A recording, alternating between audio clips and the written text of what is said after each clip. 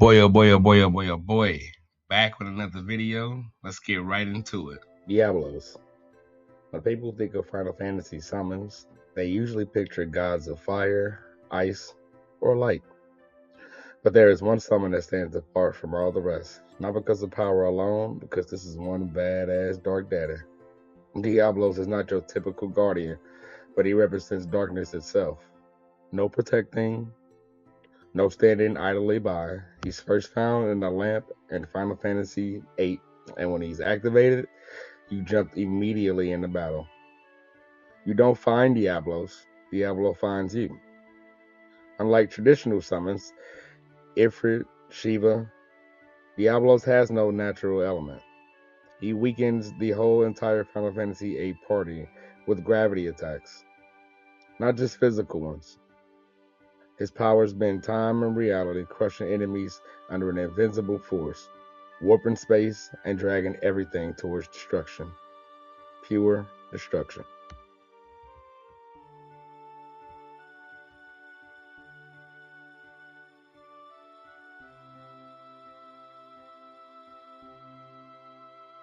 Eden.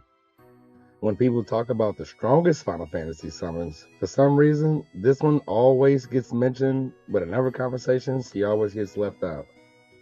She's not just powerful, she's considered to be at the top of the food chain. So what exactly is Eden? Well, to unpack this, we need to dive deeper into, once again, Final Fantasy VIII, where Eden makes her first debut appearance as the ultimate guardian force, requiring you to go through a bunch of trials and tribulations just to unlock it. Now, most are mythological beings. Eden doesn't even look like a creature. It looks like an overwhelming fortress, a fortress of light. It opens a portal into another dimension, builds and stores this energy, and as the final summon, she releases this blast, a devastating blast that damages the entire new universe and creates a new one.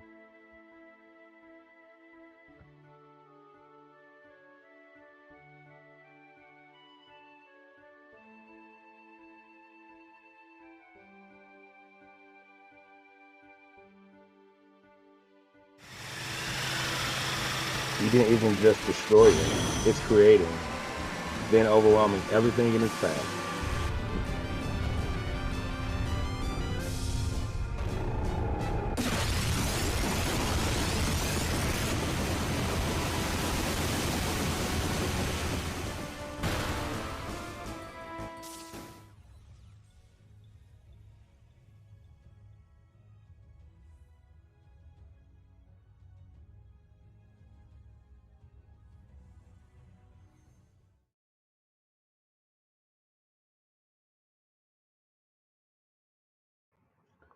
Doom Train. Now, Doom Train is exactly what the name sounds like. A whole bunch of doom and a whole lot of train. Most creatures feel crazy, maybe even look aesthetically pleasing, or just flat out powerful, man. But this one right here, nah, this is just the wrong one, man. No god, no creation, no in it. He's just a beast. It's a train. And somehow that makes it even more disturbing. There's a train with a face on it. He makes his appearance also a train. Yet this pink is no good behind.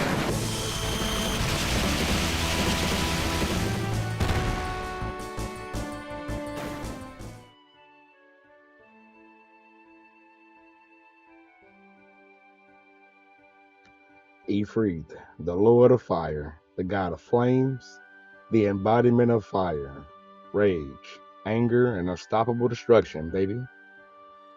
Anytime you see Shiva, you best think of Ifrit. And when you see Ifrit, you best think of Shiva. Fire and ice combo. But he's not just about fire, he represents pure emotion. And emotion is shown through Final Fantasy XVI's protagonist, Clyde, where Ifrit finally became the star of the show. He made his debut all the way back in one of the first Final Fantasies, one of the Pixel Final Fantasies games that me and you don't touch, but more visually in Final Fantasy VII, where he appeared and rained from above with a hailstorm knuckle to a flaming meteor straight to the op. This dude summoning him apparently comes with pure consequences. Anima. Now, to really set this scene, I gotta give you just a small tidbit about the game that he originated from, Final Fantasy X. This game was based purely on faith, spirituality, and believing. Now, in this game, the whole opposition, the whole creature you're fighting, is the creature who defies gods himself. But Anima, appearing in this game, got to be one of the flat-out creepiest things, probably in Final Fantasy. Now, he's summoned through a bunch of souls that were sent through not even the underworld, but these souls are collected in a place called the Faith. She willingly became a Faith to Seymour, believing it would help him finally find a place in the world, which is Final Fantasy X, which rejected him. As usual, what comes with these type of curses and these type of deals, they're just simply too good to be true. Instead of saving him, Anima broke him. Anima corrupted him from the inside.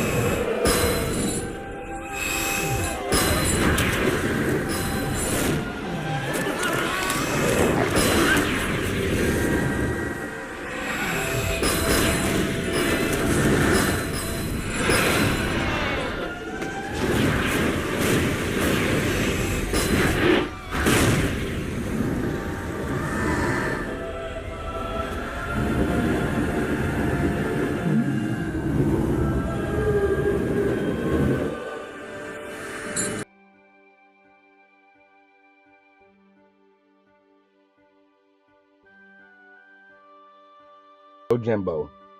Yojimbo is yet another one of these crazy summons, man. I don't know what's up with me and these crazy summons in the video.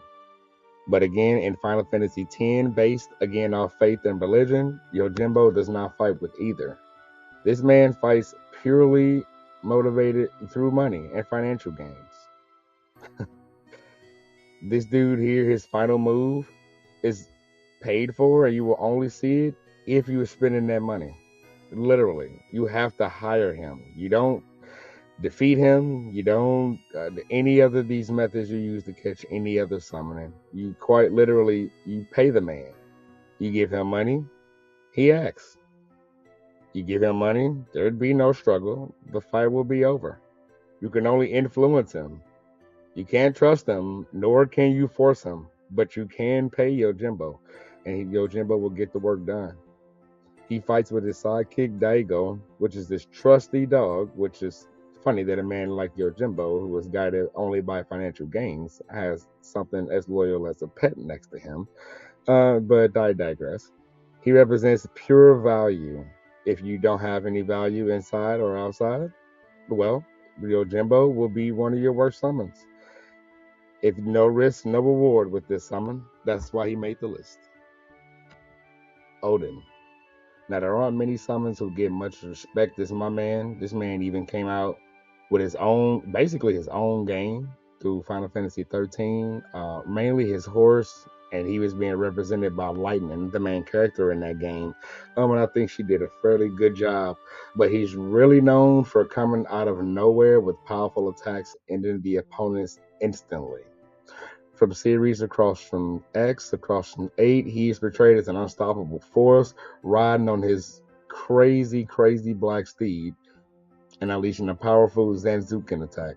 A blade so powerful, it doesn't even damage the enemies. It just cuts them into tiny fractured pieces, as represented by the cameras. He represents judgment. Odin appears whenever he feels. You can't find him, but you can challenge him. And if you prove you're worthy, then Odin will choose you.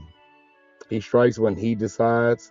There's never an option to summon Odin in any game, well, at least in any Final Fantasy game that I've played. In Final Fantasy VIII, where he made one of his stronger appearances, there was literally a timer to where you had to solve a puzzle and then you had to go find and defeat Odin, all within this time limit. Now, with fighting Odin, you will never be given a second chances. If you do not save early or do that before you attempt to fight Odin, you will never see him again. He can disappear just that easily. which is why he is respected. He is one of the true horsemen who's always watching, waiting, and when the moment comes, Odin will strike without notice, just like you are about to strike on the subscribe button. Thanks for watching. Until the next one.